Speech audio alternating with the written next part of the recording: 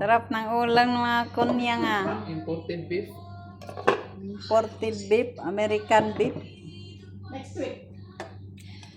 Bisan tayo, gutom ako. Dali na day. Sandok to guys. Sarap ng sesame oil.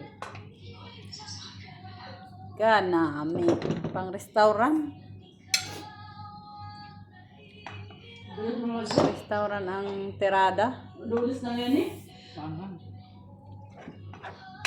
Ubus to ni Tata, promise. Lulis na yan eh. Gusto niya itong ganito gulay. Walang amoy pag ganitong beef. Oh. Tsaka malambot sa pag ganyan. Hindi na siya pinapakuluan. Pag American beef. 70 yan. Si Tinta. Kahit tayo, hindi bibili ng 70. 70 yung baka na yan. Baka kala nyo, mahal yan. First class na baka yan. Giatay. Pagbaboy nga, Wala pang one pagbaboy point. hanggang 20 lang kayo. Baboy nga, tag-20 lang, nagre-reklamo pa kayo. Ito ka 70. At least makakatikiman lang yung mga kunyang ng mamahalin. Kapasalamat kayo kay Dalaga. Thank you, Dalaga. Sinabi ko pa yun sa kanya. Tagal pa niya nag-reply. Baka mamaya mali na naman yung ano mo. Intindi mo. Nakain na natin to mali ha. May record ako dyan. May record. Pakinggan nyo ha. Para di kayo mabulunan. Ako. Pakinggan nyo para di kayo mabulunan. Oh, madam, not yet expired. 2 days from now, it will expire. It's okay, you can take it. Bait talaga ng Kain talaga aham. tayong mahal na baka. Love na love ako ni Dalaga. Sana all. Nakikita niya siguro ako pag may mga tira siya sinusubo. Hindi kasi itang Pag may mga tira siya sinusubo ko. Kumakain pala ng sila yung baka. amo, doldo pa mga ano. O din binyene kay Baka, si Tinta. Sarap din no. 70 dirham niya. Ade, siyang Sabi, 800 kay katamo. Pagdating namin. Alas 12 na ako natulog kagabi. Kakaisip paano ko tulutuin. Para magkasya sa ating apat. Kalami.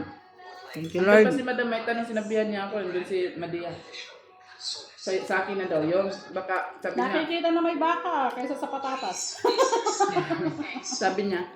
Kahit pa paano, ano? Expired na ata yun one day. Sabi niya ng ganun. Kunin mo na lang yun. Kung walang amoy, kainin niyo. Pero pag may amoy, wag na wag niyong kainin. Bukas pa expired to. Ano, Kaya expired na. pinicturan ko pa rin sa kanya, Madam, hindi pa naman to expired. Ay, nako. Sabi niya ganyan talaga. Pwede niya naman ibigay kay Said. Si Said kapag bumili 4. Meron naman bago. Diyan niya kalab ni, ano?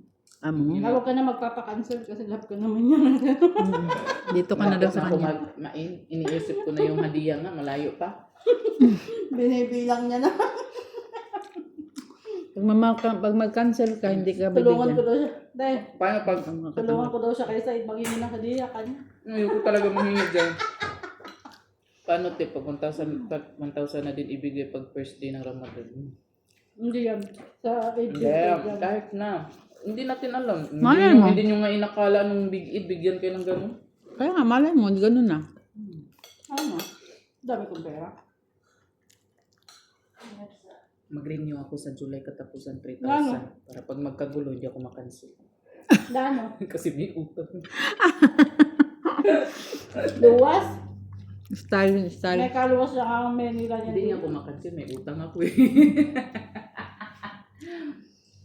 Kailangan mo kasi magkagulo. Pero hindi ko na gagastusin. Lagay ko lang sa bangko. Bakit man? Si Sandra ngayon, natuto na magluto. Ang buti.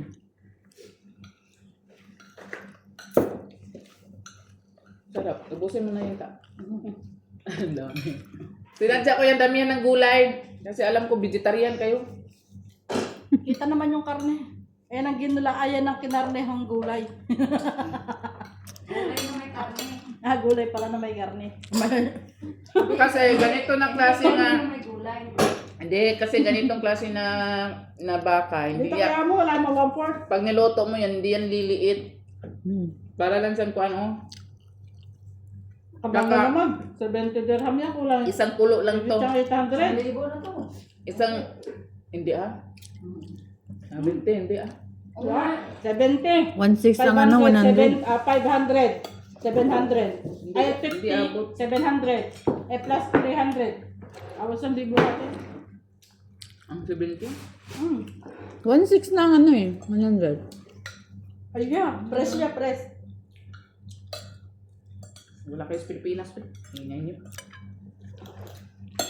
Kaya, libo ya pala, makanya niya kalati oh.